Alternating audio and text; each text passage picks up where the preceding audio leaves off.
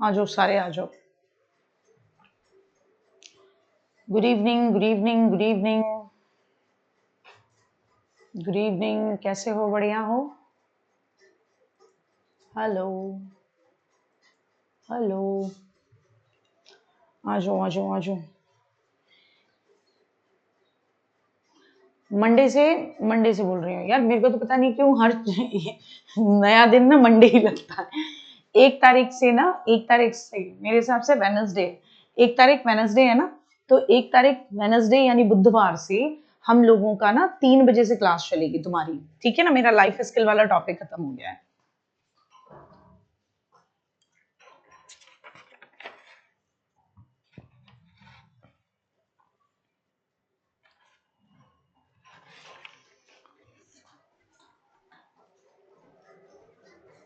ठीक है, नमस्ते दीदी के भैया। बाबू की सीडीपी देखो, सीडीपी की ई बुक तुम्हारे लिए नहीं होती है। ये जो ई बुक होती है ना, ये उस बच्चे के लिए होती है जिसके पास, बेचारे के पास कोई बैच नहीं है, जिसके पास पढ़ने के मौके नहीं है, उसके लिए होती है ना? जिसने बैच लिया है, मैं तो आज तक ये नहीं समझ पा रही उसको ई बुक में क्यों पढ़ना है। अरे अगर पढ़ने का मन भी है तो अभी जो मैं पढ़ा रही हूँ उसको पढ़ते जाओ, उसमें मैंने कितनी नई चीजें जोड़ी हैं। जब ये कवर अप होकर और एक कंबाइंड पीडीएफ के फॉर्मेट में मैं तुम्हें प्रोवाइड कराऊं, उसको पढ़ना ना। तुमने पैसा खर्च किया है, पहले बताओ मुझे एक बात बताओ।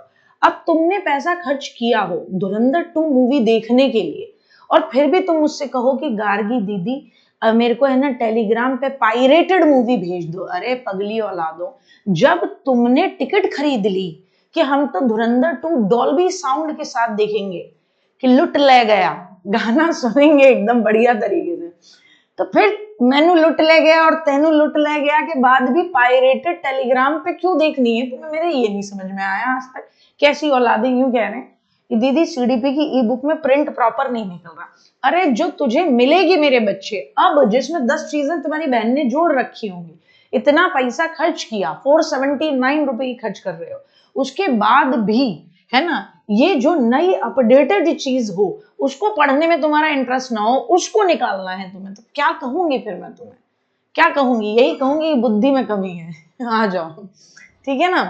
हाँ, देख आई मूवी, देखो यही तो मुझे पता लगवाना था कि कौन कौन नालायक है। हाँ, अब याद रखियो सैयदा, जब जब किसी क्वेश्चन का जवाब नहीं निकला तो याद रखना, हाँ, रहमान डकैत की दी हुई मौत कितनी खतरनाक होगी ये तो क्लास में ही पता पड़ेगा बेटा। ठीक है ना? आ जाओ आ जाओ। लाइफ स्किल के प्रिंट वाली पीडीएफ कंबाइन वो मैं करा दूंगी, तुमने क्लास ली होगी तो मैंने एंड में भी बोला था। हाँ, सारी परिभाषा याद करनी होंगी, 2-4 बार रिवाइज करेंगे तो अपने आप हो जाएगी, और एक बार मैं भी खुद भी याद कराऊंगी। ठीक है ना? तो दिक्कत नहीं है। ठीक है ना? हाँ, आ जाओ आ जाओ, रुक जाओ ना, क्या कह रही है, क्या कह रही है, एक कह रही है। हाँ,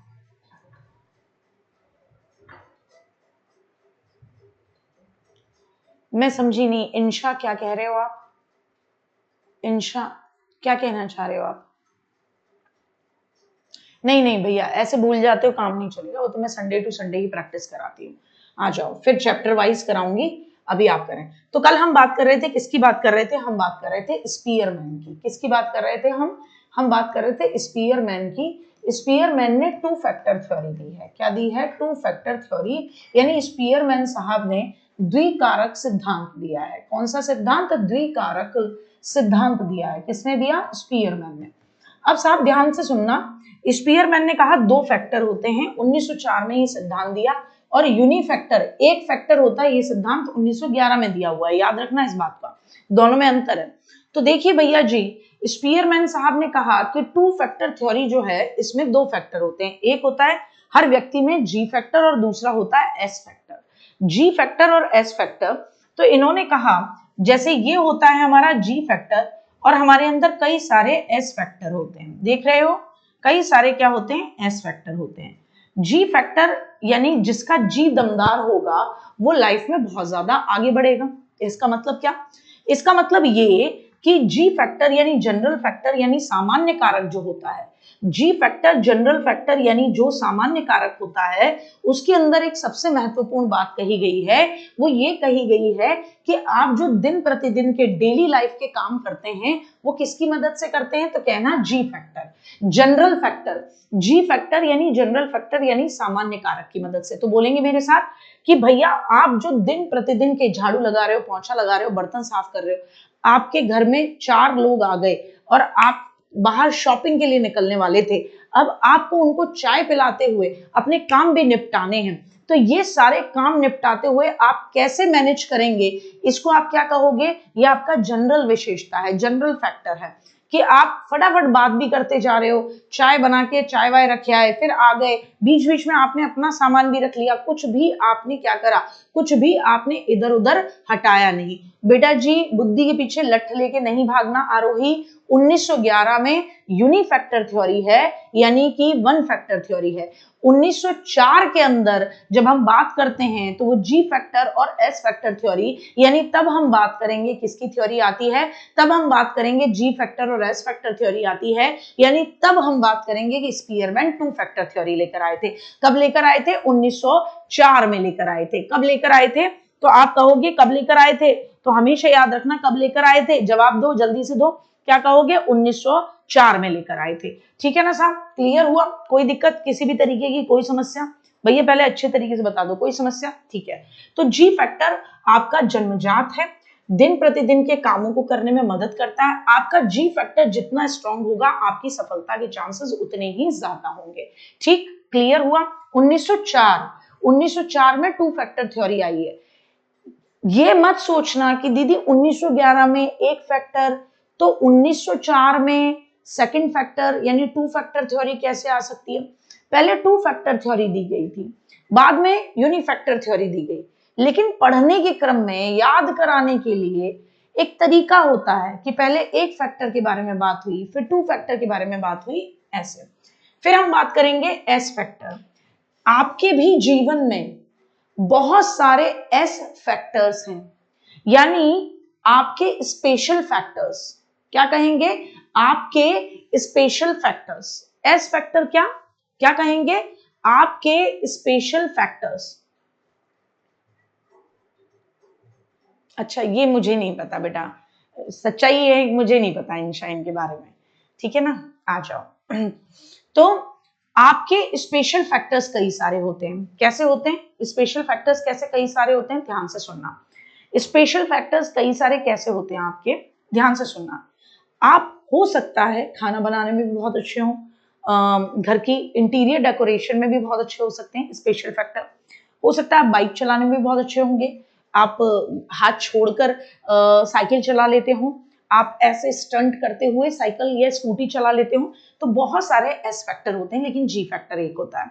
एस फैक्टर स्पेशल फैक्टर है, तो विशेष कामों से जुड़ा होता है। ये आपने इन सभी फील्ड में, ये स्पेशल फैक्टर कैसे बने, आपने इन सभी फील्ड में योग्यता को अर्जित किया है। जैसे विराट कोहली है, उसका स्पेशल फैक्टर है, बहुत सारे लोग क्रिकेट खेल रहे हैं बेटा, उसका स्पेशल फैक्टर है कि बॉल आएगी किधर टप्पा पड़ेगी मुझे कहां मारना, तो वो बॉल को पढ़ना, उसके हिसाब से बैट का मूवमेंट, बॉडी की एकदम बढ़िया तरीके की स्ट्रेंथ, ठीक है ना, क्या कहेंगे, बॉडी की एकदम बढ़िया तरीके की स्ट्रेंथ कि मुझे किधर की तरफ बॉल एकदम ऐसे मारनी है, फुल स्ट्रेंथ, तो इसको हम क्या कहेंगे, एस फैक्टर। ये उसने अर्जित किया है। अब कहोगे दीदी अर्जित कहते, बहुत मेहनत की होगी भाई उसने, कितने घंटे उसने पसीना नहीं बहाया होगा, कितना टाइम उसने बॉल को समझने पे नहीं लगाया होगा, ठीक है ना, तो मतलब उसने बहुत ज्यादा, ठीक है ना, बहुत ज्यादा चीजों पर फोकस किया होगा। अब जैसे अंकित कह रहा है मैं केवल खाने और पैसा लेने में आगे हूं, तो ये उसकी अर्जित योग्यता है जो उसने सीखी होगी कि दुनिया बेशरम है, लाओ फूफा जी दे दो दे दो दे दो, अरे फूफा जी 500 वाला ही दे दो, ठीक है ना, अर्जित योग्यता है। हर व्यक्ति का एस फैक्टर अलग अलग होता है, और जब आपके इतने सारे एस फैक्टर में से भी जिस एस फैक्टर का आपके जी फैक्टर के साथ, याद रखना, जिस एस फैक्टर का, बहुत सारे एस फैक्टर हैं आपके अंदर, स्पेशल फैक्टर्स हैं, लेकिन जो एस फैक्टर आपके जी फैक्टर के साथ ज्यादा क्लोजली कनेक्टेड होगा, उस फील्ड में कोई आपका हाथ नहीं पकड़ सकता, आप धुरंधर उस फील्ड में होंगे। ठीक ना, साहब समझ रहे हो? बहुत सारे एस फैक्टर होंगे, लेकिन जो एस फैक्टर आपके जी फैक्टर के साथ सबसे ज्यादा क्लोजली कनेक्टेड होगा, उस फील्ड में कोई आपका हाथ नहीं पकड़ सकता। आ जाए, हर व्यक्ति का जी फैक्टर अलग अलग होगा। जी फैक्टर सब मानसिक कामों में दिखाई देगा, हर काम में दिखाई देगा डे टू डे के में। अच्छा, एस फैक्टर अलग अलग होंगे, और अगर लोगों में सेम एस फैक्टर भी हैं, जैसे सपोज करो कि विराट कोहली, सचिन तेंदुलकर दोनों के अंदर स्पेशल फैक्टर है कि वो क्रिकेट खेलने में, बॉल को समझने में और एक अच्छी तरीके से बैट को दिशा घुमाने में, इसमें माहिर है। अगर एस फैक्टर सेम भी होगा तो भी लेवल अलग अलग होगा। आप समझ सकते हैं ना, Sachin Tendulkar the God of cricket कहते हैं हम उसको, क्या कहते हैं? द गॉड ऑफ क्रिकेट कहते हैं हम उनको। तो अगर आप, है ना, कुछ भी हो, मैं मना नहीं करती, अगर एस फैक्टर दो लोगों में सेम भी होगा तो लेवल अलग अलग होगा। एस फैक्टर की योग्यताएं बदलती रहती हैं, जिस फील्ड में तुम मेहनत कर लोगे वही तुम्हारा स्पेशल फैक्टर हो जाएगा, क्योंकि एस फैक्टर अर्जित योग्यता है। एस फैक्टर क्या है? अर्जित योग्यता है। जिस फील्ड में आपने जबरदस्त काम कर लिया, उसी फील्ड में आपका क्या हो जाएगा? उसी फील्ड में आपका एस फैक्टर बदल जाएगा। इस पर ट्रेनिंग, अभ्यास का बहुत प्रभाव पड़ता है। जो एस फैक्टर जी फैक्टर से ज्यादा क्लोजली कनेक्टेड होगा, उसी फील्ड में व्यक्ति सबसे ज्यादा सफल होगा। जैसे कपिल शर्मा है, ध्यान से सुनना, जैसे कपिल शर्मा है। कपिल शर्मा, तुम्हें लगता होगा स्पेशल फैक्टर है उस बंदे का कि यार कितनी नीट एंड क्लीन कॉमेडी करता है। तुमने कभी उसको गाली देते नहीं सुना होगा? आप मुझे बताओ, तुमने कभी उसको गाली देते हुए सुना है? कपिल शर्मा ने किसी को गाली दी हो, कोई वल्गर तरीके की? बहुत सारे स्टैंड अप कॉमेडियन होते हैं जो अलग अलग लाइव शोज करते हैं, छोटी छोटी ऑडियंस के लिए करते हैं, है ना, कितनी गालियां देते हैं, या अपनी ऑडियंस को ही टांग खींच देते हैं। खींचते हैं कि नहीं खींचते हैं? खींचते हैं ना।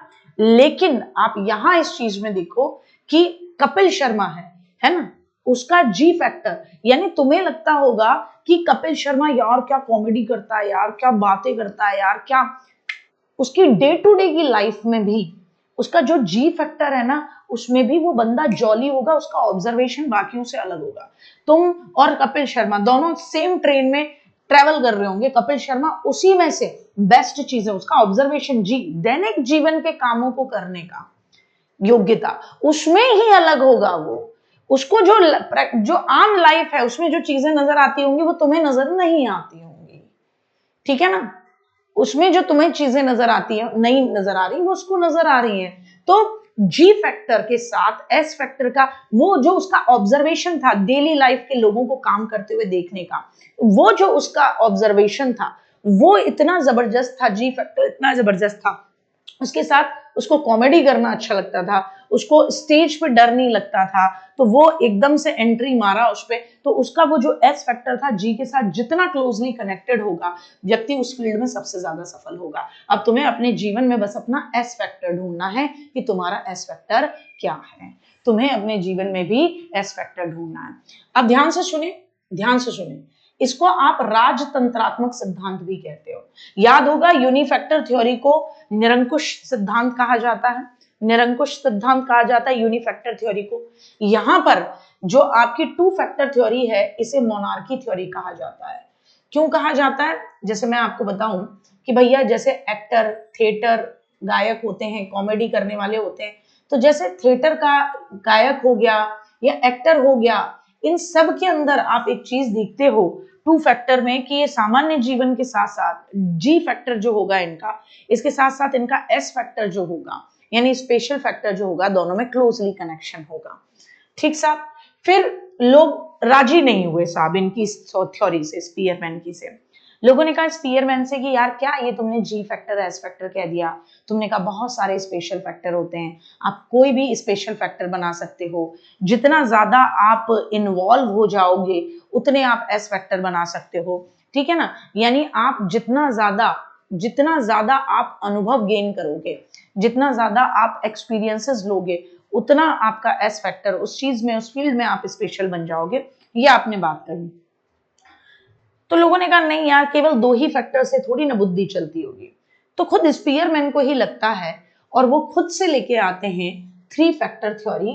तो 1911 में स्पीयरमैन थ्री फैक्टर थ्योरी लेकर आते हैं। उन्होंने कहा एक तो जी फैक्टर होता है, एक एस फैक्टर होता है, एक होता है ग्रुप फैक्टर। तीसरा फैक्टर क्या दिया? ग्रुप फैक्टर, जिसको इन्होंने स्मॉल जी से डिनोट किया। ऐसी विशेषताएं होंगी जो जी फैक्टर से ज्यादा हाई होंगी और एस फैक्टर से कम होंगी। तो ये जी फैक्टर जो इन्होंने ग्रुप फैक्टर दिया, इन्होंने कहा 3 फैक्टर होते हैं, एक जी फैक्टर, एक एस फैक्टर, एक ग्रुप फैक्टर। तो लोगों ने पूछा ग्रुप फैक्टर क्या है? तो ये भैया जी ऐसे सिर खुजाए, बोले क्या बोलूं इनको? तो बोले इसके अंदर हम उन विशेषताओं को लेंगे जो जनरल फैक्टर से हाई होंगी और स्पेशल फैक्टर से नीचे होंगी। ठीक साहब? तो अभी तक तुमने क्या क्या सीखा है?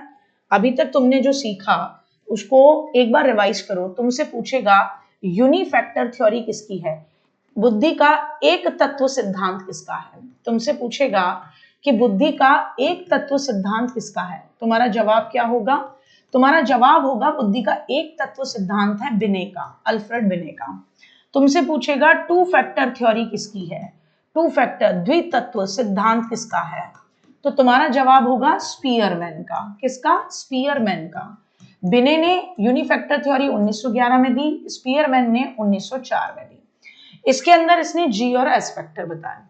फिर इसी बंदे ने थ्री फैक्टर थ्योरी दे दी, त्रितत्व, यानी क्या दे दिया? त्रितत्व सिद्धांत दे दिया। किसने? स्पीयरमैन ने दे दिया 1911 में। जी फैक्टर, एस फैक्टर और एक दे दिया ग्रुप फैक्टर, यानी कि स्मॉल जी फैक्टर इसने दे दिया। ठीक, अब अभी भी लोग सेटिस्फाई नहीं थे कि भाई ये अभी भी समझ में नहीं आ रहा कि बुद्धि में क्या क्या शामिल है। तो थॉर्नडाइक भैया निकल के आए। थॉर्नडाइक भैया ने कहा कि किसी ने बालू देखी है? लोगों ने कहा हाँ देखी है। बोले रेत देखी है? बोले हाँ बालू और रेत एक ही होती है। तो जब हम मुट्ठी में बालू उठाते हैं, रेत उठाते हैं, तो उसके अंदर जितने कण होते हैं हमारी बुद्धि में उतने ही तत्व हैं। लोगों ने कहा वाह वाह वाह वाह, क्या बात कह दी। बोले हाँ, क्योंकि हमारी बुद्धि में कोई एक तत्व नहीं हो सकता साहब। बुद्धि में हम बहुत सारे काम करते हैं बुद्धि का प्रयोग करके, तो हम कैसे कह सकते हैं कि केवल एक तत्व, दो तत्व या तीन तत्व होंगे, बहुतत्व होंगे। तो ऐसे में थॉर्नडाइक भैया 1913 में, जिसको बोलते हैं मल्टी फैक्टर थ्योरी, बहुखंड कह लीजिए, बहुतत्व कह लीजिए, multi grade, multi element, multi segment theory लेकर आए, जिसको अणु, परमाणु, रेत या बालू का सिद्धांत भी कहते हैं। कि जैसे जब हम मिट्टी उठाते हैं, बालू उठाते हैं, तो उसमें रेत के कई कण होते हैं, ऐसे ही बुद्धि के अंदर कई सारे तत्व होते हैं, कारक होते हैं। इसे मात्रा का सिद्धांत भी कहा जाता है। ठीक, तो इन्होंने कहा था कि जैसे theory of quantity, sand atom theory, कई तत्व होते हैं, ऐसे ही हमारी बुद्धि में भी कई तत्व होते हैं। खाना कैसे खाना है उसका एक तत्व है, छींकना है छींक उसका एक तत्व है ना, पढ़ाना कैसे है उसका एक तत्व है, खड़े कैसे होना है उसका एक तत्व है। हर काम के तत्व होते हैं। ठीक साहब, जैसे कई सारी ईंटों को एक साथ लाने से आपके मकान का निर्माण होता है, ऐसे ही कई सारे फैक्टर मिलकर बुद्धि का निर्माण करते हैं। कौन कह रहा है?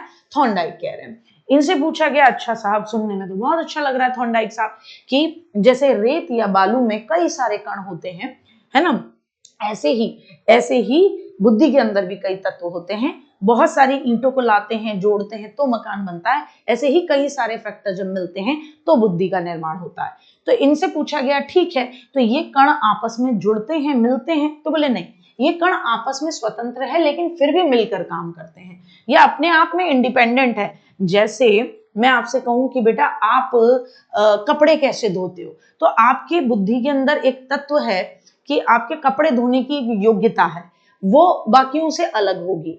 आप बेटा आटा कैसे लगाते हो, वो योग्यता बाकियों से अलग होगी। आप बेटा खाना सब्जी कैसे काटते हो, वो एक अलग योग्यता होगी। तो ये सभी योग्यताएं अलग अलग हैं लेकिन एक साथ मिलकर काम करती हैं जीवन। थॉर्नडाइक ने कहा जी फैक्टर जैसा कोई तत्व नहीं होता, सभी विशेष योग्यताएं होती हैं और स्वतंत्र रूप से मौजूद होती हैं। इनको स्पीयरमैन साहब की ये वाली बात इतनी बुरी लग गई कि स्पीयरमैन साहब ने जैसे ही ये कहा था कि एक जी फैक्टर होता है, एक एस फैक्टर होता है। जी फैक्टर यानी जनरल फैक्टर, जिससे हम डे टू डे लाइफ के काम करते हैं, खाना बनाना, पोंछा लगाना, है ना, कोई व्यक्ति पोंछा लगाता है यूं यूं करके लगा रहा है, कोई यूं यूं करके लगा रहा है, सबका अपना तरीका होता है डे टू डे लाइफ के काम करने का। तो इसी चीज को लेकर यहाँ पर ये अपने थॉर्नडाइक भैया बोले जी तत्व जैसी कोई चीज नहीं होती, सारी विशेषताएं यूनिक हैं और अपने आप में स्वतंत्र रूप से काम करती हैं। ठीक साहब, यहां तक समझ में आ गया। तो मल्टी फैक्टर, बालू, अणु, रेत, परमाणु मात्रा का सिद्धांत थॉर्नडाइक का। फिर भी इस सिद्धांत से भी लोग राजी नहीं हुए। ये सिद्धांत 1913 में आया है, याद रखना। ये सिद्धांत कब आया है? 1913 में आया है, ठीक है ना। कई जगह पे इसको लोग 1913 बोलते हैं, कई जगह पे 1920 बोलते हैं। वैसे मैं एक बात बताऊं, 1913 की जगह तुम भी बेहतर होगा 1920 ही लिखो, ठीक है ना। वैसे कभी पूछता नहीं है, लेकिन फिर भी मैं आपको बताऊं 1920 ही लिखना, 1920 ही लिखना, क्योंकि ज्यादा ऑथेंटिक 1920 को माना जाता है। क्या कहोगे? 1920, है ना, 1920, 1920, 1913 मत लिखना, ठीक है ना, 1913 मत लिखना। आ जाओ साहब, 1920 लिखना। अब इस सिद्धांत से भी लोग सेटिस्फाई नहीं थे, तो एक भैया आए थर्स्टन। क्या नाम बोलो? अपने मन मन में बोलो, थर्स्टन। थर्स्ट का मतलब होता है धक्का। तो जब ग्रुप में धक्का देते हैं तो आगे जो भीड़ होती है वो गिर जाती है और आप दर्शन करने आगे बढ़ जाते हैं। थर्स्टन साहब ने एक सिद्धांत दिया, ग्रुप फैक्टर थ्योरी। लोगों ने कहा ये क्या है? तो 1938 में थर्स्टन भैया ने कहा बुद्धि में एक, दो, तीन या बहुत सारी नहीं, बल्कि कई सारी योग्यताओं का समूह होता है। तो थर्स्टन साहब ने सिद्धांत दिया ग्रुप फैक्टर थ्योरी कि हमारी बुद्धि में कई सारी मानसिक योग्यताओं का समूह है। अब यही इन्हें पकड़ लिया थर्स्टन भैया को, बोले कौन कौन सी मानसिक योग्यताओं का समूह है। तो अगेन थर्स्टन भैया ने रिपीट ऐसे गर्दन अपनी टाट खुजाई और कहा कि ये वो योग्यताएं हैं जो हमें प्राथमिक रूप से काम करने में मदद करती है, यानी ये हमारी प्राइमरी मेंटल एबिलिटीज हैं, पीएमए। तो थर्स्टन भैया ने ग्रुप फैक्टर थ्योरी दी। याद रखना, तुमसे पूछा जाएगा ग्रुप फैक्टर थ्योरी किसकी है, तो कहना थर्स्टन की। इन्होंने प्राइमरी मेंटल एबिलिटी नाम की एक किताब लिखी। इसमें थर्स्टन ने बुद्धि को 13 मानसिक योग्यताओं का ग्रुप बनाया। कितना? 13 मानसिक योग्यताओं का ग्रुप बताया कि हमारी बुद्धि के अंदर 13 ऐसी योग्यताएं आती हैं जो मेंटल एबिलिटीज हैं, जो हर किसी में होंगी, प्राथमिक मानसिक योग्यताएं होंगी, ठीक। अच्छा, इनमें से इन्होंने कहा 7 बहुत इंपॉर्टेंट है जो हमारे जीवन में किसी भी काम को करने में सबसे ज्यादा दिखाई देंगी। तो 13 बताई हैं ओवरऑल, लेकिन उसमें से 7 को प्रमुख बताया है, जिन्हें नाम देते हैं प्राइमरी मेंटल एबिलिटीज, पीएमए कहते हैं हम। कौन कौन सी हैं प्राइमरी मेंटल एबिलिटीज थर्स्टन की? तो एक कोड याद रखो, SNVWMRP। SNVWMRP कोड क्या याद रखोगे? SNVWMRP। एस का मतलब है स्पैटियल, यानी दृश्य स्थानिक। ये बुद्धि क्या होती है, ये मानसिक योग्यता क्या होती है कि आप किसी भी गली मोहल्ले से गुजरते हैं, आपको रास्ते याद हो जाते हैं। आप किसी चीज को अपने अलग नजरिए से देखते हैं जो दूसरा नहीं देखता। तो हम सब में 7 प्राइमरी मेंटल एबिलिटीज हैं, उनमें से एक है एस, यानी स्पैटियल, यानी दृश्य स्थानिक। दृश्य स्थानिक का मतलब आप किसी चीज को ऐसे देख रहे हैं जैसे कोई दूसरा नहीं देखता, आपको चीज को देखने का नजरिया अलग है। एन का मतलब न्यूमेरिकल एबिलिटी, आंकिक क्षमता, नंबरों के जोड़ घटा गुणा करना। वी का मतलब है वर्बल, यानी कि शाब्दिक अर्थ क्षमता, कि आप शब्दों के अर्थ समझ पाते हैं जब बात करते हैं। डब्ल्यू का मतलब है word fluency ability. Word fluency ability का मतलब हो गया शब्द प्रवाह क्षमता, कि आप जब बोलते हैं तो शब्दों का प्रवाह जबरदस्त निकलता है। वर्ड फ्लुएंटली लिखते हैं और बोलते हैं। एम का मतलब मेमोरी एबिलिटी, आपकी स्मृति में कितनी चीजें रह सकती हैं। आर का मतलब रीजनिंग, तर्क करने की क्षमता। और पी का मतलब परसेप्चुअल, प्रत्यक्ष ज्ञान की क्षमता, यानी आप चीजों को कैसे प्रत्यक्षीकरण करते हैं। यानी जब भी आप किसी चीज को सेंसेशन, संवेदना, अनुभव करते हैं, तो उसके बाद आप अपनी प्रीवियस नॉलेज के बेसिस पर उस चीज को क्या समझते हैं कि ये क्या था, सरसराहट, थरथराहट, भनभनाहट, झंझनाहट, उन्नाहट, जो भी था, क्या था। तो परसेप्चुअल, यानी परसेप्चुअलाइजेशन या परसेप्शन, प्रत्यक्ष ज्ञान, प्रत्यक्षीकरण। फिर से समझेंगे कि साहब देखिए, साहब देखना है आपको, क्या देखना है कि बुद्धि के फैक्टर थ्योरी, बुद्धि के तत्व या कारक सिद्धांतों की हम बात कर रहे हैं। तो यूनिफैक्टर थ्योरी किसकी थी? तो आप कहेंगे एक फैक्टर होता है बुद्धि में। ये बात अल्फ्रेड बिने ने कही 1911 में। उन्होंने कहा बुद्धि में एक तत्व होता है। इसका खंडन किया गया कि बोले अगर बुद्धि में एक तत्व होता तो बच्चा एक सब्जेक्ट में फेल और एक सब्जेक्ट में टॉपर कैसे हो सकता है। इसी को निरंकुशवादी सिद्धांत कहा गया। फिर स्पीयरमैन साहब ने 1904 में 2 फैक्टर थ्योरी दी। उस टू फैक्टर थ्योरी में उन्होंने कहा कि दो फैक्टर होते हैं हमारी बुद्धि में, एक जी फैक्टर, एक एस फैक्टर। लोगों ने कहा क्या है ये जी फैक्टर, एस फैक्टर? तो इन्होंने कहा जी फैक्टर यानी जनरल फैक्टर, सामान्य फैक्टर, जो जन्मजात होता है, हम सब पैदा होते हैं उसको लेकर, लेकिन हम सब का जी फैक्टर अलग अलग है। ये इसकी मदद से हम डे टू डे लाइफ के काम कर पाते हैं। इसीलिए आपने देखा होगा हर व्यक्ति डे टू डे के लाइफ के कामों को करने में भी अलग अलग है। तो ये जन्मजात है, इसका सिंपल सा काम है डे टू डे लाइफ के काम को करना। जिसका जी जितना स्ट्रांग होगा वो लाइफ में उतना ही सफल होगा, ठीक है ना। अच्छा साहब, फिर उसके बाद बात आई एस फैक्टर की। बोले एक व्यक्ति के अंदर कई सारे एस फैक्टर होते हैं। एस फैक्टर अर्जित होते हैं, आप ट्रेनिंग करके, अभ्यास करके, प्रशिक्षण से कई सारे एस फैक्टर बना सकते हैं। जिस फील्ड में आप ज्यादा बेहतर करेंगे वही फैक्टर, स्पेशल फैक्टर आपके अंदर दिखने लगेगा। और जो स्पेशल फैक्टर आपका जी फैक्टर से ज्यादा क्लोजली कनेक्टेड होगा उस फील्ड में आप सफल होंगे सबसे ज्यादा। और एक व्यक्ति के अंदर जो एस फैक्टर होगा वो दूसरे व्यक्ति से अलग होगा, और अगर सेम एस फैक्टर दो लोगों में है तो लेवल उनका अलग अलग होगा, ठीक साहब। लेकिन लोग उनकी इस बात से, इसको राजतंत्रात्मक सिद्धांत कहा गया, इसकी भी आलोचना की गई, लोग उनकी इस बात से सहमत नहीं थे। तो स्पीयरमैन ने ही थ्री फैक्टर थ्योरी दे दी। यानी एक कहा कि ठीक है, एक जी फैक्टर होता है, एक एस फैक्टर होता है, और एक होता है स्मॉल जी फैक्टर यानी ग्रुप फैक्टर। बोले जिसके अंदर हमारी काम करने की वो योग्यताएं आती हैं जो जनरल फैक्टर से थोड़ी ज्यादा अच्छी हैं और स्पेशल फैक्टर से थोड़ी कम, है ना। जैसे किसी चीज में आप बहुत स्पेशली माहिर नहीं हो और सामान्य जितने भी खराब नहीं हो, तो वो इन्होंने तीसरे फैक्टर में इंट्रोड्यूस कर दिया। ये बात भी नहीं बनी तो 1920 में थॉर्नडाइक साहब बालू, परमाणु, रेत का मात्रा का सिद्धांत, बहुकारक, बहुतत्व या मल्टी एलिमेंट थ्योरी लेकर आ गए। उन्होंने कहा जैसे रेत का कण या बालू के अंदर कई सारे रेत के कण होते हैं, ऐसे हमारी बुद्धि के अंदर कई सारे तत्व हैं। ये सब एक दूसरे से अलग अलग हैं, स्वतंत्र रूप से काम करते हैं, लेकिन एक दूसरे से कहीं ना कहीं कनेक्टेड है, मिलकर काम करते हैं, स्वतंत्र हैं।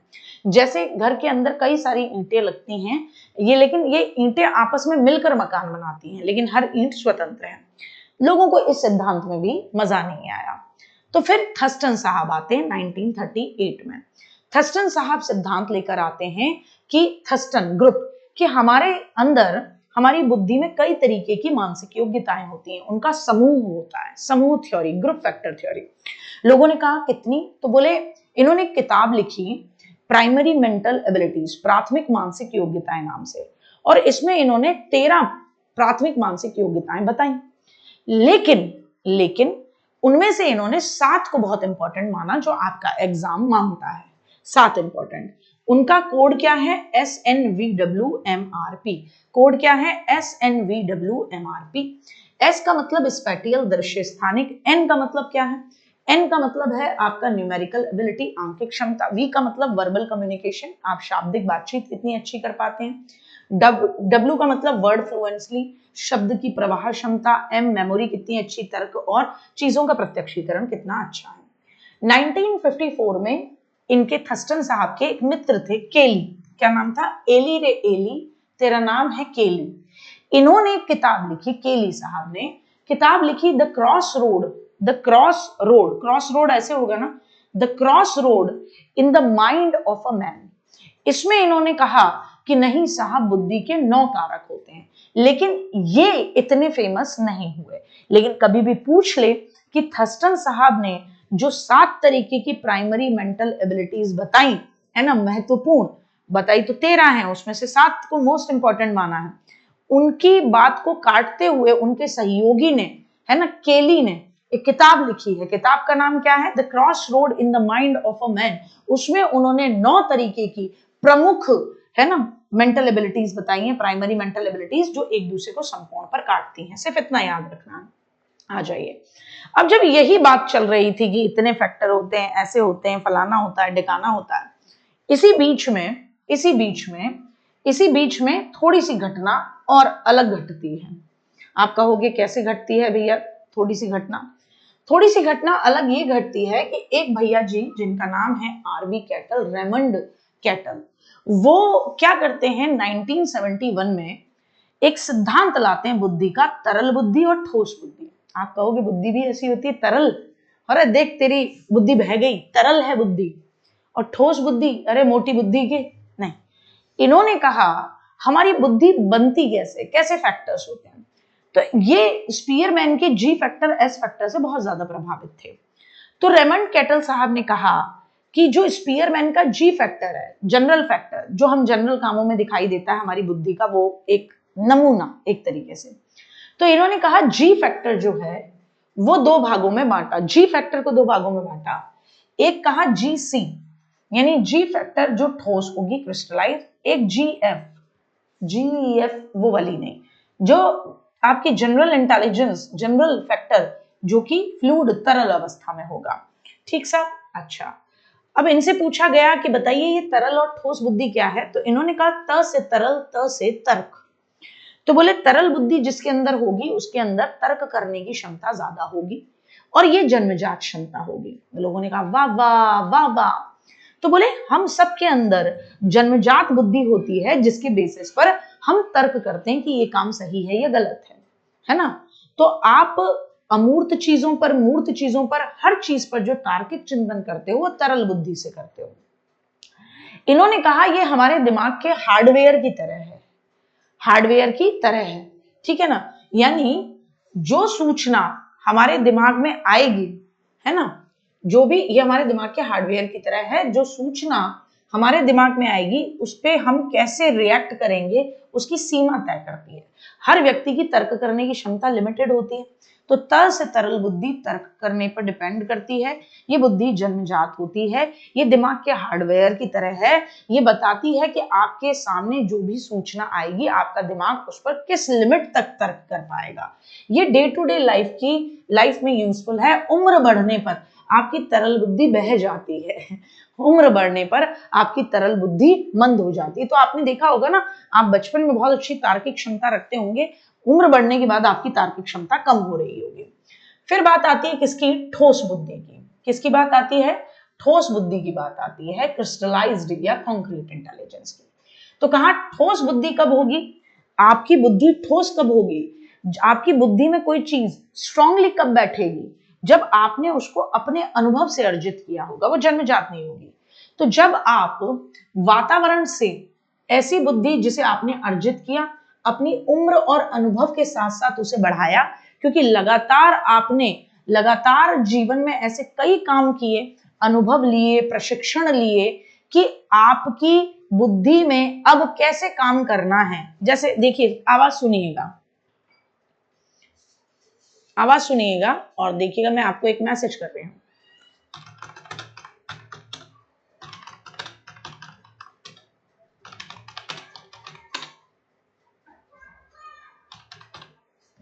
अब मैं आपको ये भेजती हूं, ठीक है ना। आप मुझे बताइए यहां तक पहुंचने में कितना समय लगा होगा। अनुभव और प्रशिक्षण, ठोस बुद्धि। आप मेरी आंख भी बंद करेंगे तो भी मैं आराम से इसकी टाइपिंग कर लूंगी। क्यों? क्योंकि आप पर डे इस पर कंप्यूटर पर बैठ रहे हैं अपनी क्लासेस प्रिपेयर करने के लिए। कंप्यूटर पर डे आपका कोई ना कोई कार्य बना ही रहता है।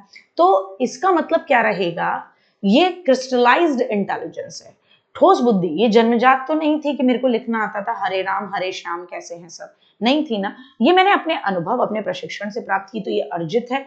तो जैसे जैसे मेरी उम्र बढ़ेगी, मेरे अनुभव बढ़ेंगे, ये मेरी ठोस बुद्धि बढ़ेगी। इससे व्यक्ति जीवन में विशेष काम करता है, सफलता प्राप्त करता है। ये प्रशिक्षण और अनुभव से प्राप्त होती है। तो रेमंड केटल साहब ने दो तरीके की बुद्धि के बारे में बात की कि जनरल फैक्टर भी दो तरीके का होता है, एक तरल बुद्धि, एक ठोस बुद्धि।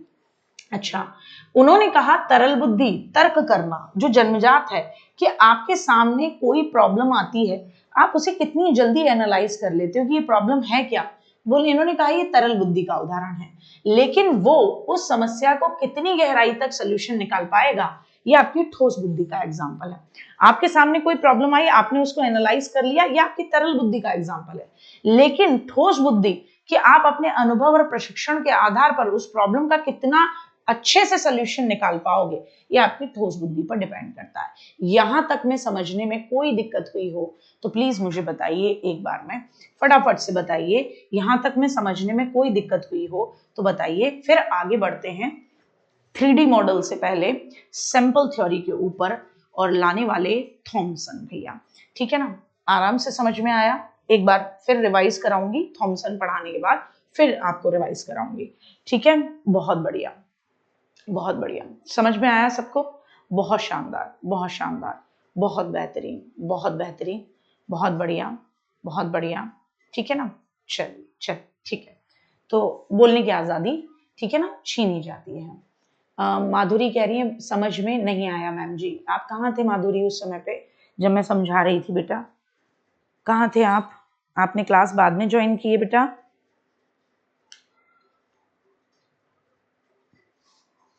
क्या आपने क्लास बाद में ज्वाइन की है? हाँ, थर्मन और स्टर्न का नाम भी लिखना चाहे लिख लीजिए, बिने के साथ ज्यादा जोड़ते हैं। किसके साथ ज्यादा जोड़ते हैं? बिने के साथ हम ज्यादा जोड़ते हैं। ठीक है ना? हाँ, आप ट्यूशन पढ़ा रहे थे बच्चों को, तो बेटा अभी ये ऐसे कैसे हो सकता है? हैं, ऐसे कैसे हो सकता है? दोनों चीजें एक साथ चल जाए, नहीं हो सकता ना। चलिए चलिए, तो हम क्या करेंगे, अब फिर से आपकी बोलने की आजादी को छीनेंगे ताकि आपका पूरा फोकस यहाँ रहे, और उसके बाद हम आगे बढ़ते हैं। ठीक है ना, आगे बढ़े? चलो, बहुत बढ़िया। बताऊंगी अभी दिव्यांश कि जब अगर कोई आपसे ये पूछे, है ना, हाँ, अगर कोई आपसे ये पूछे कि बुद्धि एक शब्द में बताओ, ठीक है ना, तो फिर बताऊंगी। ठीक है ना, दीदी सब जी फैक्टर को लेकर उड़ गए। राजतंत्रात्मक 2 फैक्टर थ्योरी को राजतंत्रात्मक सिद्धांत भी कहते हैं। ठीक है ना, हाँ, ठीक है, चलो, चलिए चलिए आ जाइए। अब क्या हुआ, सैंपल थ्योरी की बात करेंगे जिसको जेपी थॉमसन लाए। कैसे याद रखोगे? थॉमस का बेटा, थॉमस का सन, उसका सैंपल ही तो होगा। आप अपने मम्मी पापा के जैसे दिखते हो। सोरेनसन का जो सिद्धांत है कि या तो बच्चा एग्जैक्टली मम्मी पापा जैसा होगा या मम्मी पापा से टोटली अपोजिट होगा, है ना। तो आपको पता है सोरेनसन ने जो सिद्धांत दिया है ना, अनुवांशिकता में समानता का नियम, कि या तो बच्चा मम्मी पापा के एग्जैक्टली समान होगा या मम्मी पापा से टोटली क्या होगा, प्रत्यागमन, अपोजिट होगा। तो यहाँ पे भी हम बात करें, थॉमसन ने, थॉमस का बेटा, उसका सैंपल होगा एग्जैक्टली। इसको हम क्या क्या बोलते हैं हिंदी में, याद रख लीजिएगा, बहुत सारे नाम हैं। प्रतिदर्श, नमूना, प्रतिमान, न्यायदर्श या वर्ग घटक बुद्धि सिद्धांत। क्या बोलते हैं? प्रतिदर्श भी कह लीजिए, सैंपल कह लीजिए।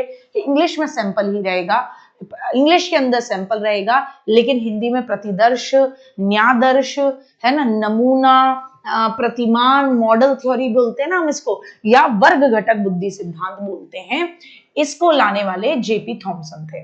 इन्होंने कहा हमारी बुद्धि में कई सारे फैक्टर होते हैं, और जब भी कोई प्रॉब्लम आती है तो हम क्या करते हैं, अपनी बुद्धि में, हमारी बुद्धि में कई सारे फैक्टर हैं, सब फैक्टर में से थोड़ा थोड़ा लेकर क्या करते हैं, एक नया सैंपल, एक नया नमूना बना देते हैं और उस प्रॉब्लम का सलूशन कर देते हैं। तो क्या कहा कि हमारी बुद्धि में कई सारे फैक्टर होते हैं, और जब भी कोई प्रॉब्लम आती है तो हम क्या करते हैं, अपनी बुद्धि में जो जो हमारी योग्यताएं, कारक का मतलब, फैक्टर का मतलब योग्यताएं, जो जो हमारी योग्यताएं होती हैं उन सब में से थोड़ा थोड़ा थोड़ा थोड़ा लेकर एक नया सैंपल बना लेते हैं। उन सब में से थोड़ा थोड़ा सैंपल लेकर एक नया सैंपल बनाकर उस प्रॉब्लम का सलूशन कर लेते हैं। क्या कर लेते हैं? थोड़ा थोड़ा लेकर उस प्रॉब्लम का सलूशन कर लेते हैं। क्या कर लेते हैं? उस प्रॉब्लम का सलूशन कर लेते हैं। ठीक साहब, अब हम बात करेंगे बुद्धि संरचना का सिद्धांत पर। अब किसके ऊपर बात करोगे आप? तो आप कहोगे अब हम बात करेंगे एक सिद्धांत पर जिसको हम बोलते हैं बुद्धि संरचना का सिद्धांत। क्या बोलते हैं? जिसको हम बोलते हैं बुद्धि संरचना का सिद्धांत। ठीक, आ जाओ साहब। अब देखो, बुद्धि का 3D मॉडल कह लो, त्रिविमीय मॉडल कह लो, त्रिआयामी मॉडल कह लो, या बुद्धि संरचना का सिद्धांत कह लो, या कौन सा सिद्धांत कह लो, या इसे बुद्धि संरचना का सिद्धांत कह लो। क्या कह लो? या इसे कह लो आप बुद्धि संरचना का सिद्धांत। कौन सा सिद्धांत? बुद्धि कैसे बनती है, बुद्धि संरचना का सिद्धांत। बहुत इंपॉर्टेंट है साहब, ये बहुत इंपॉर्टेंट है ये सिद्धांत। एक एक सिद्धांत आपको अपनी टिप्स पर लेकर आना होगा, रोज रिवाइज करना होगा ताकि हम भूले नहीं। तो बुद्धि संरचना का सिद्धांत, बुद्धि का 3D मॉडल, त्रिविमीय मॉडल या त्रिआयामी मॉडल या बुद्धि संरचना का मॉडल 3D मॉडल किसने दिया? गिल्लू डार्लिंग ने, यानी जेपी गिलफर्ड ने दिया। जेपी गिलफर्ड कहाँ के थे, है ना? जेपी गिलफर्ड सोवियत रूस के थे। कहाँ के थे? सोवियत रूस के थे। जेपी गिलफर्ड सोवियत रूस के थे। इन्होंने कहा हमारी बुद्धि के अंदर 3 आयाम, 3 डायमेंशन, 3 है ना, क्या होती है? विमाएं होती हैं। हर आयाम एक दूसरे से क्वालिटेटिव रूप से जुड़ा हुआ है, यानी हमारी बुद्धि में एक तत्व, 2 तत्व, 3 तत्व नहीं, कई सारे आयाम हैं, 3 डायमेंशन है, आयाम है। उनके अंदर अलग के, उनके अंदर, उन आयामों के अंदर, उन डायमेंशंस के अंदर कुछ विशेषताएं हैं। तो इन्होंने कहा 3 डायमेंशन कौन से? मोस्ट इंपॉर्टेंट, कईयों बार पूछा गया एग्जाम में। तो लोगों से पहले तो बताओ 3D मॉडल, त्रिविमीय, त्रिआयामी या बुद्धि संरचना का मॉडल किसने दिया? गिल्लू डार्लिंग ने, गिलफर्ड ने, जेपी गिलफर्ड। कहा हमारी बुद्धि में 3 आयाम होते हैं और ये 3 आयाम आपस में जुड़ते हैं। पहला आयाम है मानसिक संक्रिया या प्रक्रिया, यानी ऑपरेशन या प्रोसेसिंग, कि कोई प्रॉब्लम आती है तो हम किस तरीके से उस पर मेंटल प्रोसेसिंग करते हैं, सक्रिया या प्रक्रिया।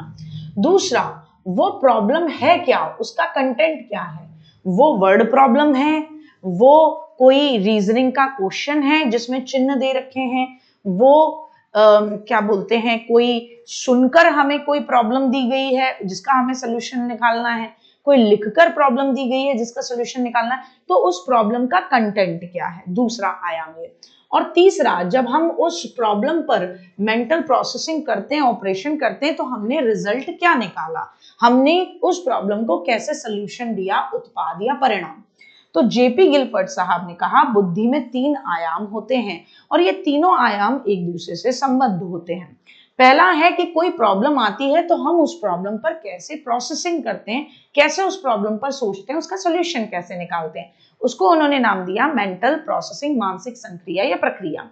दूसरा, उन्होंने कहा वो प्रॉब्लम आखिर है क्या, उस प्रॉब्लम की विषय वस्तु, कंटेंट क्या है। और तीसरा कहा कि उस प्रॉब्लम को सोल्यूशन करने के बाद उसका उत्पाद या परिणाम क्या निकलता है, उस प्रॉब्लम का उत्पाद या परिणाम क्या निकलता है। ठीक सा क्लियर हुआ? क्या कहा? उस प्रॉब्लम का उत्पाद या परिणाम क्या निकलता है। तो मानसिक संक्रिया की समस्या जब भी आती है तो उसका समाधान करने में व्यक्ति जिस मानसिक प्रक्रिया से गुजरता है वो मानसिक संक्रिया या प्रक्रिया। समस्या जिस रूप में होती है वो कंटेंट, और उत्पाद, समस्या का समाधान करके जिस रूप में आपको सूचनाएं मिलती हैं वो उत्पाद या परिणाम है। तो इन्होंने मानसिक संक्रिया, इन्होंने शुरुआत में मानसिक संक्रिया को 5 बताई थी, फिर बाद में उसमें एक और मानसिक संक्रिया जोड़कर 6 कर दी। क्या कहोगे?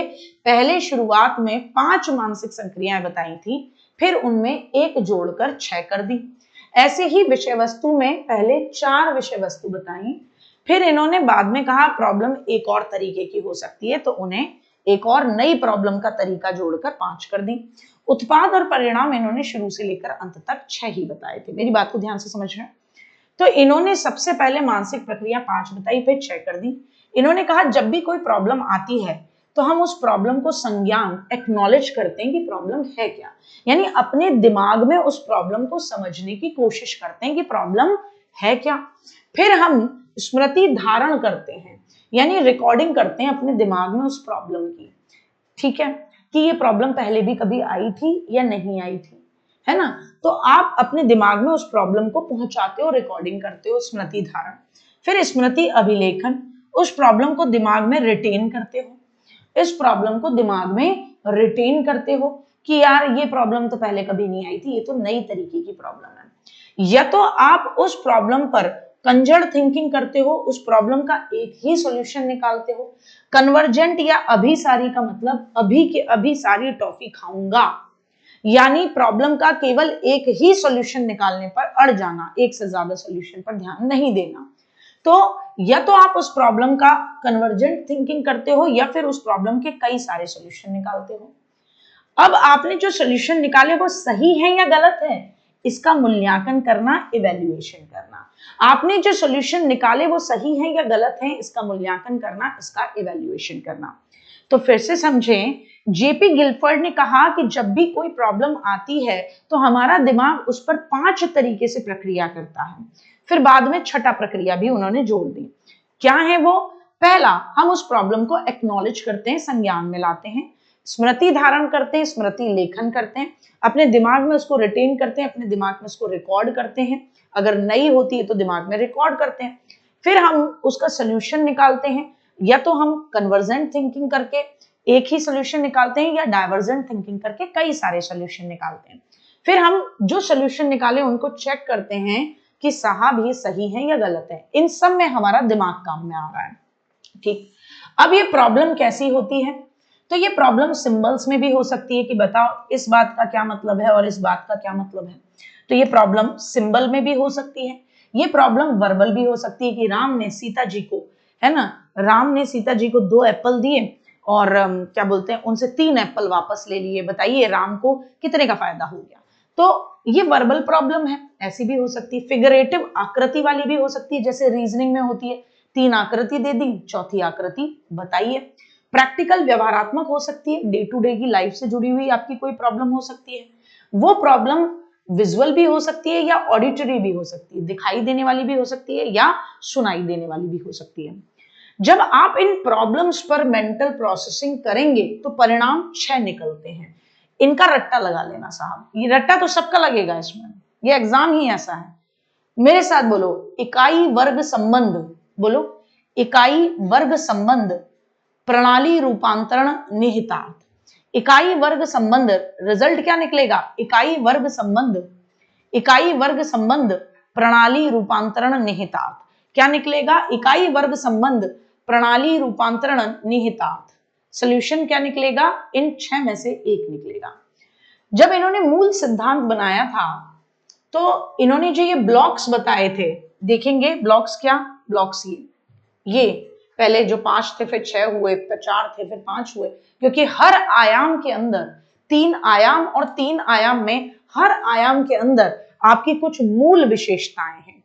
तो जब आप इन 3D फिगर आपने देखा होगा, 3D के फिगर के 3 आयाम होते हैं, तो इनसे जब कहा गया तो इन्होंने कहा कि ये जो 3 डायमेंशन आपके हैं, इनके अंदर हर विशेषता को आप मल्टीप्लाई करेंगे तो आपको कितने कोष्ठक प्राप्त होते हैं, कितने ब्लॉक्स मिलते हैं। तो शुरुआत में 5, 4 और 6 का मल्टीप्लाई करके 120 ब्लॉक थे, जो कि आज भी यूपीटेट और रीट जैसे एग्जाम में माना जाता है। पहला संशोधन 1971 में किया। 1971 में संशोधन किया तो जो मेंटल प्रोसेसिंग जो थी, है ना, मानसिक संक्रिया, वहां 5 ही थे, विषय वस्तु में 5 हो गए, और हमेशा से उत्पाद और परिणाम में 6 थे, तो संख्या 150 हो गई।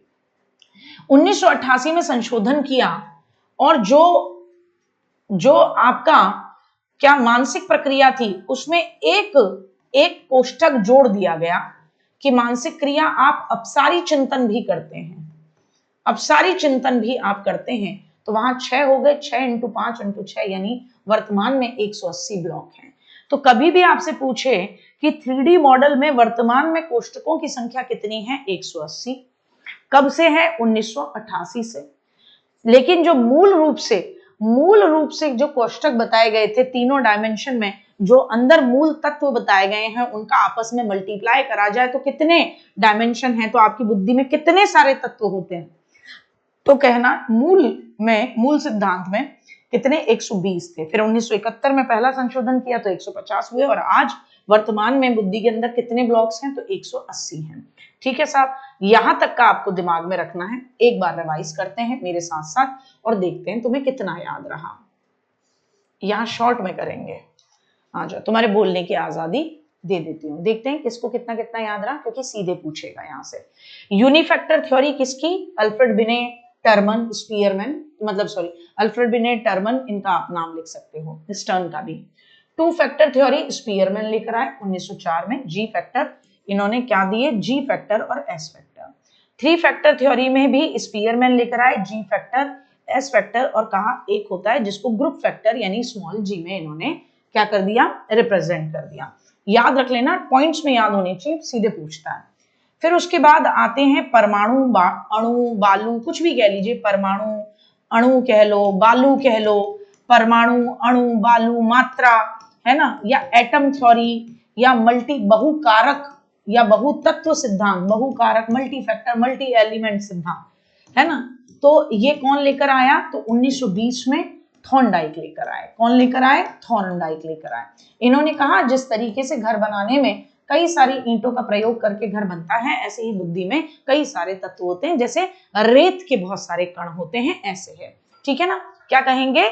जैसे रेत के बहुत सारे कण होते हैं वैसे ही, ठीक है ना। क्लियर हो गया? अच्छा, उसके बाद इनकी बात से भी संतुष्टि नहीं मिली तो समूह कारक सिद्धांत लाया गया। क्या लाया गया? समूह कारक सिद्धांत लाया गया। क्या लाया गया? समूह कारक सिद्धांत लाया गया। यानी कितने तत्व होते हैं बुद्धि में, इस बात को कहने के लिए 1938 में एक व्यक्ति थे, थर्स्टन। क्या नाम था? थर्स्टन। तो थर्स्टन ने एक ग्रुप फैक्टर थ्योरी दी। थर्स्टन ने कहा कि बेसिकली बुद्धि में 1, 2, 3 या बहुत सारे नहीं, कुछ बुद्धि के अंदर कुछ मानसिक योग्यताओं का समूह होता है। बुद्धि के अंदर कुछ मानसिक योग्यताओं का समूह होता है जिसकी वजह से हम प्रॉपरली काम करते हैं। तो लोगों ने थर्स्टन से पूछा, थर्स्टन, थर्स्ट गुस्सा, धक्का याद रखना। तो लोगों ने थर्स्टन से पूछा कि कितनी योग्यताओं का समूह होता है। तो इन्होंने कहा 13 मानसिक योग्यताओं का, लेकिन उसमें भी इन्होंने कितनी महत्वपूर्ण बताई? 7 महत्वपूर्ण बताई। 7 प्राथमिक मानसिक योग्यताएं। उनका कोड क्या है जो पूछता है तुमसे? SNVWMRP, यानी spatial, numerical, verbal, word fluency, memory योग्यता सब में होती है, रीजनिंग की और प्रत्यक्षीकरण की योग्यता सब में होती है। ये सिद्धांत भी प्रॉपरली सेटिस्फाइंग नहीं रहा। जब ये सिद्धांत इतना सेटिस्फाइंग नहीं रहा तो जाहिर सी बात थी कि इस सिद्धांत को भी आगे जाके चुनौती मिली। इस सिद्धांत को चुनौती मिली, एक आपका प्रतिदर्श या नमूना सिद्धांत लाया गया। प्रतिदर्श या नमूना सिद्धांत लाया गया। और ये प्रतिदर्श या नमूना सिद्धांत कौन लेकर आया? थॉमसन लेकर आया। थॉमस का बेटा उसका सैंपल है, प्रतिदर्श है, उसका क्या कहेंगे? थॉमस का बेटा उसका प्रतिदर्श है, उसका सैंपल है, उसका नमूना है। ये प्रतिदर्श या नमूना सिद्धांत 1916 में आया। ये सिद्धांत ये कहता है कि हमारे अंदर, है ना, बहुत सारी योग्यताओं का सैंपल होता है और जब भी कोई प्रॉब्लम आती है तो हमारा दिमाग उन सभी योग्यताओं में से थोड़ा थोड़ा लेकर एक नया सैंपल, नया नमूना बना लेता है। ठीक, अच्छा। अब इसी बीच एक और भैया आए, उन भैया का नाम था कैटल। उन्होंने कहा कि बुद्धि 2 तरीके की, ठोस और तरल। आए शाबाश, बोले जनरल बुद्धि 2 तरीके की, ठोस और तरल। तो त से तरल यानी तर्क करने की क्षमता होती है ना। हमारी बुद्धि से जो हम तर्क करने की क्षमता करते हैं वो हमारी क्या हो गई? तरल बुद्धि हो गई, जन्मजात होती है। इसके आधार पर हम प्रॉब्लम को लेकर तर्क करते हैं। जैसे जैसे उम्र बढ़ती है हमारी तर्क करने की क्षमता क्या हो जाती है? धीमी पड़ जाती है। हाँ, क्या दिक्कत है? 1920 में कोई सैंपल किसी ने सिद्धांत पहले दिया, आप उसको याद कर लीजिए, 1916 वाला बाद में याद कर लीजिए। ये ऐसा थोड़ी ना कि ये इससे पहले इससे बाद में, करना ही करना है। ठीक, आ जाइए। ठोस बुद्धि अनुभव से आती है। जब आप प्रशिक्षण करते हैं तो अपने अनुभव से, अपनी ट्रेनिंग से चीजें सीख के, जैसे अब जो जितना पढ़ेगा इस टॉपिक को, जो जितना पढ़ेगा उसके लिए वो चीज दिमाग में ठोस रूप से बैठ जाएगी। तो उसने वो अर्जित की, ये योग्यता वो क्या करेगा? अर्जित। जब क्वेश्चन आएंगे तो वो दम मार के, लात मार के उन सारे क्वेश्चंस को फोड़ देगा। तो वो क्या कर रहा है? वो अर्जित कर रहा है। वो क्या कर रहा है? अर्जित कर रहा है बुद्धि को। तो उसने क्या करा? मेहनत की, अनुभव से, प्रशिक्षण से, बार बार रिपीटेशन से लेकर आया। ठीक सा। अब इसी बीच एक और व्यक्ति आते हैं जिनका 3D मॉडल कह लो, त्रिविमीय मॉडल कह लो, त्रिविमीय कह लो, त्रिविमीय कह लो, है ना, त्रिविमीय 3D मॉडल, त्रिआयामी कह लो, या बुद्धि संरचना का मॉडल भी कह लो, या क्या कह लो? बुद्धि संरचना की, बुद्धि की संरचना क्या है, बुद्धि बनती कैसे, यानी कि इंटेलिजेंस स्ट्रक्चर मॉडल भी आप इसको कह सकते हैं। कौन लेकर आए? JP Gilford. कौन लेकर आए? JP Gilford. इन गिलफर्ड साहब ने कहा कि बुद्धि के अंदर 3 आयाम होते हैं और 3 आयाम इन्होंने बताया कि एक है कि हमारे सामने जब कोई प्रॉब्लम आती है तो हम उस पर सोचते कैसे हैं, मानसिक संक्रिया। और वो प्रॉब्लम जो है उसका कंटेंट क्या है, विषय वस्तु, वो प्रॉब्लम आकृति के रूप में है, दृश्य है, श्रव्य है, सांकेतिक है वो प्रॉब्लम, शाब्दिक है, कैसी है वो प्रॉब्लम, और फिर उसका परिणाम या उत्पाद क्या निकलता है सोच समझकर, है ना। ये तुम्हें इसके अंदर भी जो है वो याद करने, इसके अंदर भी याद करने हैं। पहले इसमें 120 थे, फिर कोष्टक 150 हुए, फिर कोष्टक वर्तमान में 180 हैं। याद कर लेना है अच्छे से रिवाइज करके, ज्यादा नहीं पढ़ाया है, उतना पढ़ाया है जितना समझ में तुम्हें आना चाहिए। कल शुरू करेंगे किन पर, बाकी के सिद्धांतों पर। अभी और है, बहुत इंपॉर्टेंट है स्टर्नबर्ग साहब, स्टर्नबर्ग साहब बहुत इंपॉर्टेंट है, मोस्ट इंपॉर्टेंट सिद्धांत है। यहां पे सीधे पूछता है कौन सा सिद्धांत किसने दिया, टिप्स पर याद होना चाहिए। टिप्स पर का मतलब होना चाहिए टिप्स पर ही याद हो, इधर उधर बिल्कुल भी न हो, ठीक है ना साहब। टिप्स पर का मतलब टिप्स पर याद हो साहब, और जरूरी है बेटा जी कि आपको टिप्स पर याद हो। ठीक, 1 तारीख यानी परसों से बिल्कुल। प्रोडक्ट में 6 है, कंटेंट में 5 है, रिजल्ट में 6 है, ठीक है ना। मुझे सब याद हो गया, बहुत अच्छी बात है, यहीं के यहीं हो जाएगा। वही वाली बात है, ठोस बुद्धि, प्रशिक्षण और अनुभव से जितना अच्छा याद करोगे। मोस्ट इंपॉर्टेंट टॉपिक है, सीधे क्वेश्चन देखने को मिलेंगे प्रीवियस ईयर के। जब क्वेश्चंस लगवाती हूं तो एक एक चीज तुम्हारी यूं लात मार मार के फोड़ दोगे, तभी फोड़ सकते हो जब बहुत अच्छी प्रैक्टिस करो। और क्लास को शुरुआत में ही सही समय से जोड़ लिया करो। अभी देखो शुरुआत में क्लास में, शुरू में क्लास में जब मैंने पढ़ाना शुरू किया था तो 480 स्टूडेंट थे, उसके बाद वो 500 ऊपर पहुंचते हैं, और क्लास के खत्म होने तक 455 बच्चे रह जाते हैं। तो जो बीच में टीचर बता रहा है, रिवीजन करा रहा है क्विक, वो सब क्या होगा, वो बीच में गायब हो जाएगा। तो ये जरूरी है, इन पर ध्यान देना, ठीक है ना। तो 1 तारीख से हम लोग कितनी बजे लिया करेंगे क्लास, 3 बजे से लिया करेंगे, तो फिर हमारी चीजें खत्म होंगी। टिप्स जो टिक्स मैंने बनाई है वही करनी है, सिंपल। थॉमसन थर्स्टन, ग्रुप में धक्का, थर्स्ट देना, ग्रुप फैक्टर थ्योरी।